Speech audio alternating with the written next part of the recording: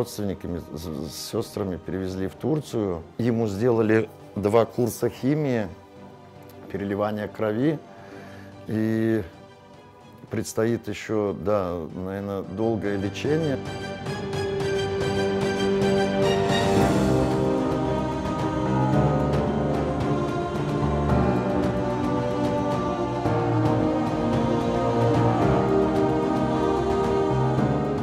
Я обращаюсь к людям в этот священный месяц Рамазан, по возможности помочь в сборе средств для того, чтобы мы смогли спасти нашего брата.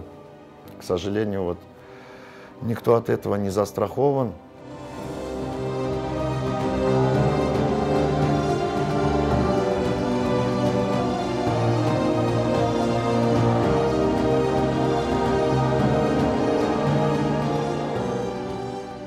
И вот благодаря вам, что нам помогли, мы смогли с ним и прооперировать его. Сегодня парнишка, благодаря вам, жив, здоров, учится, поступил. Правда, вот ваша поддержка, она не только в финансовом плане, знаете, дает возможность